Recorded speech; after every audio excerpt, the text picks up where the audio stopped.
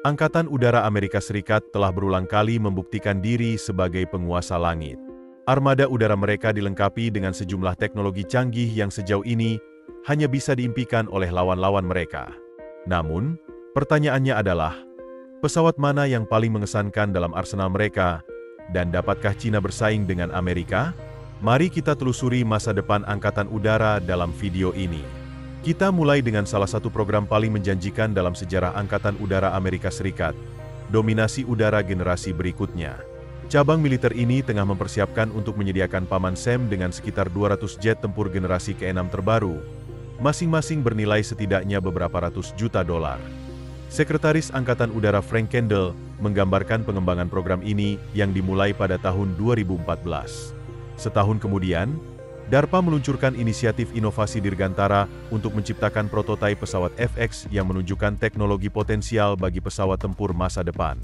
Program ini dikenal sebagai keluarga sistem karena kompleksitasnya tidak hanya terbatas pada pesawat generasi ke-6 FX, tetapi juga mencakup elemen penting lainnya seperti add-on kolaboratif pesawat tempur CCA yang lebih dikenal sebagai Drone Loyal Wingman. Drone ini memperluas fungsionalitas pesawat tempur dan memberikan dukungan konstan di medan perang. Selain itu, visi besar Angkatan Udara Amerika Serikat mencakup pengembangan senjata canggih untuk pesawat tempur, seperti rudal hipersonik, sensor, dan avionik yang ditingkatkan. Mereka juga berfokus pada pengenalan jaringan kecerdasan buatan dan suite manajemen pertempuran.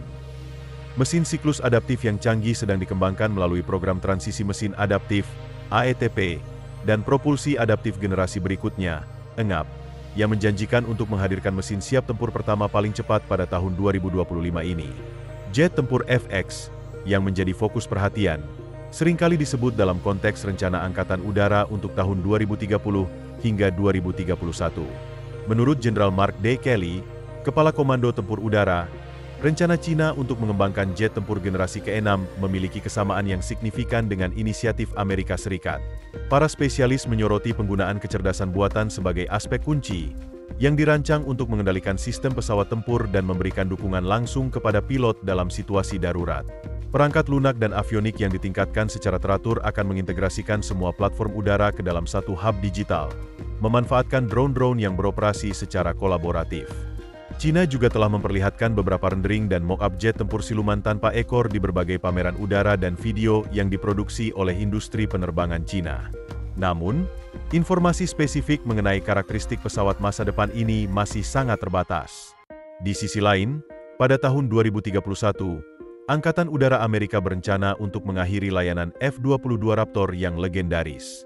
Pesawat tempur siluman bermesin ganda ini tidak hanya menjadi komponen penting dari penerbangan taktis Angkatan Udara Amerika, tetapi juga menjadi tolok ukur bagi jet tempur generasi kelima di seluruh dunia.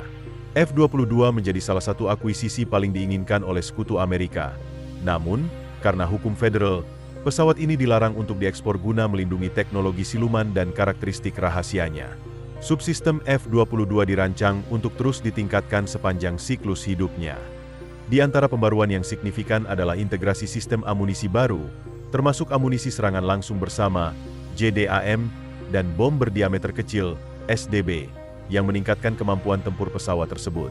Rudal udara-ke-udara AIM-9X dan rudal jarak menengah AIM-120D, bersama dengan radar APG-77V1 yang telah ditingkatkan, telah memberikan Angkatan Udara AS keunggulan yang signifikan. Pemasangan sistem penghindaran tabrakan darat otomatis, ACCAS, pada tahun 2016 dan sistem distribusi informasi multifungsi, MITS JTRS, pada tahun 2021 adalah beberapa pembaruan penting yang meningkatkan kemampuan operasional pesawat. Beberapa peningkatan lainnya masih dalam tahap pengembangan, dengan pendanaan yang diperpanjang hingga tahun 2031. Ini termasuk sensor dan antena baru, serta sistem pencarian dan pelacakan inframerah canggih, IRST, dan lapisan krom yang lebih kuat, yang meningkatkan performa siluman Raptor. Pada tahun 2022, F-22 Raptor merayakan ulang tahun ke-25 di udara, mengenang penerbangan pertamanya pada September 1997.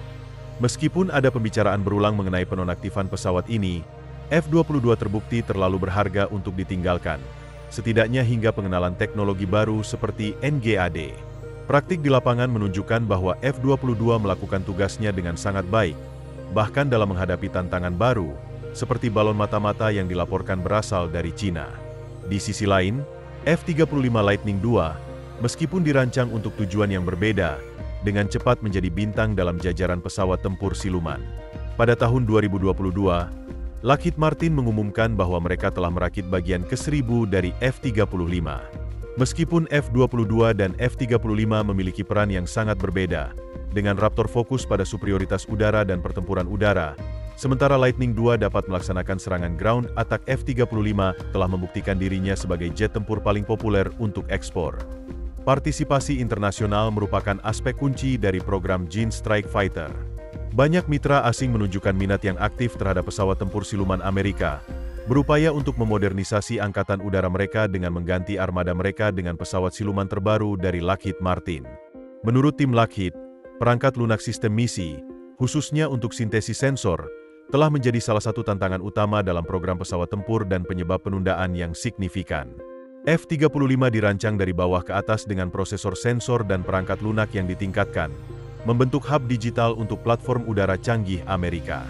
Pembaruan blok perangkat lunak 3F mencakup 8,6 juta baris kode.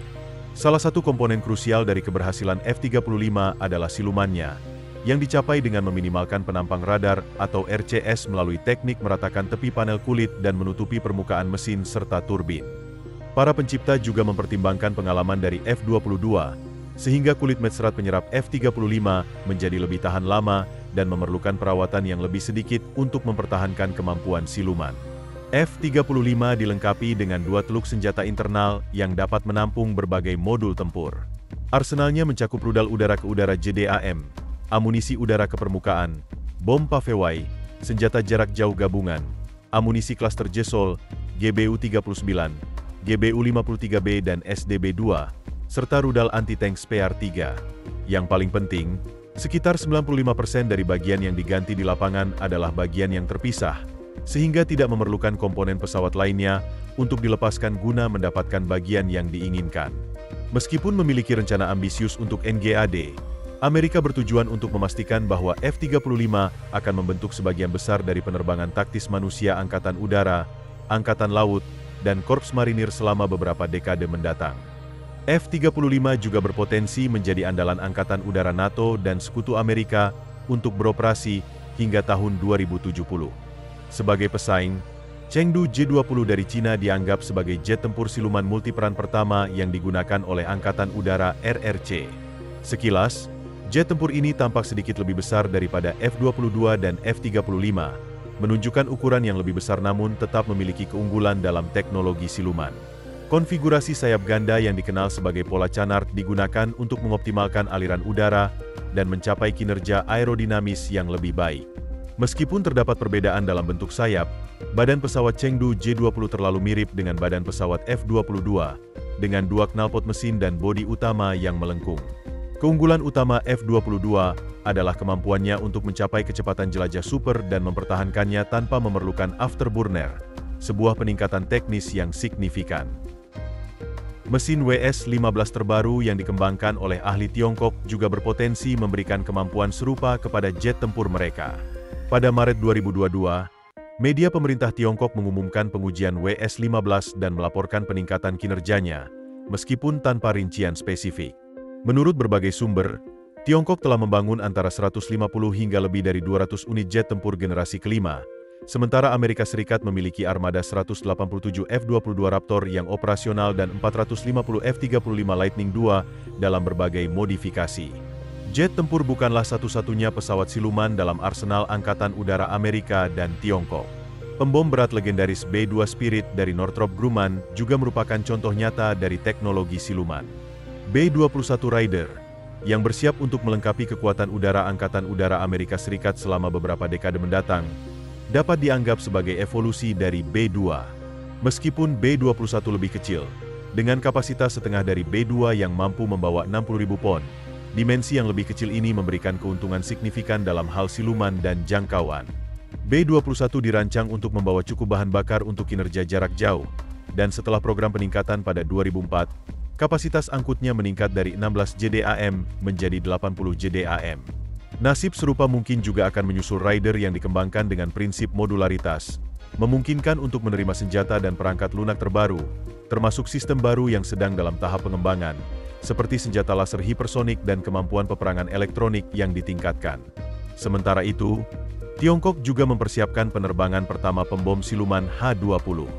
Jarak terbangnya yang dilaporkan sekitar 5.280 mil dapat menjadi ancaman signifikan bagi Amerika Serikat, terutama jika dibandingkan dengan B-2 Spirit yang dapat terbang lebih dari 6.900 mil tanpa pengisian bahan bakar.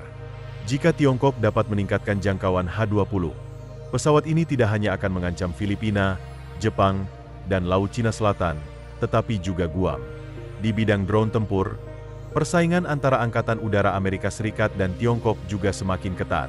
MQ-9 Reaper dari Amerika Serikat dan CH-4 dari Tiongkok, yang merupakan bagian dari keluarga Rainbow, terlihat hampir identik secara eksternal. Hal ini telah memicu banyak tuduhan terhadap Tiongkok mengenai pencurian teknologi dan spionase, mirip dengan isu yang muncul terkait teknologi jet tempur F-22 dan F-35 Amerika. Perbedaan visual utama antara drone CH-4 dan MQ-9 Reaper terletak pada tidak adanya sirip perut di bawah ekor berbentuk V yang ditemukan pada Reaper. Meskipun lebar sayapnya sedikit bervariasi, berat lepas landas maksimum MQ-9 mencapai 10.494 pon, yang merupakan 3,6 kali lipat dari CH-4 yang hanya 2.900 pon. Dalam hal muatan, Reaper dapat membawa sekitar 3.800 pon, sementara CH-4 terbatas pada 760 pon. Dari jumlah tersebut, 800 pon dapat dimuat di kompartemen UAV internal, sedangkan 3.000 pon sisanya berada di luar. Meskipun CH-4 memiliki batas ketinggian yang lebih rendah, menjadikannya lebih rentan terhadap senjata anti-pesawat, beberapa laporan menunjukkan bahwa masalah ini akan diatasi dalam model seri mendatang, seperti CH-5 dan versi terbaru drone Tiongkok. Namun, tantangan utama bagi RRC adalah jangkauan yang kurang mengesankan, serta senjata yang lebih canggih yang dimiliki Reaper. MQ-9 dilengkapi dengan 4 rudal udara ke darat AGM-114 Hellfire, serta kemampuan untuk membawa 2 GBU-12 Paveway-2 seberat 500 pon dengan panduan laser dan amunisi GBU-38 JDAM. Reaper telah digunakan secara efektif oleh Angkatan Udara Amerika Serikat untuk mengeliminasi pemimpin kelompok militan seperti Quds Iran, pasukan mobilisasi populer Irak, dan anggota ISIS. Sementara itu, CH-4 dan versi modernnya, CH-5, lebih berfokus pada operasi pencarian dan penyelamatan di Tiongkok, sehingga tidak ada konfrontasi langsung yang perlu dibahas saat ini. Keluarga MQ terlihat lebih mengancam dibandingkan dengan drone Tiongkok. Apa pendapat Anda tentang kekuatan udara dari kedua negara? Silakan beritahu kami di komentar di bawah. Jika Anda menikmati video ini, jangan lupa untuk memberikan like, berlangganan saluran, dan tekan lonceng notifikasi untuk mendapatkan konten lebih menarik di masa mendatang. Terima kasih telah menonton, dan sampai jumpa di video berikutnya.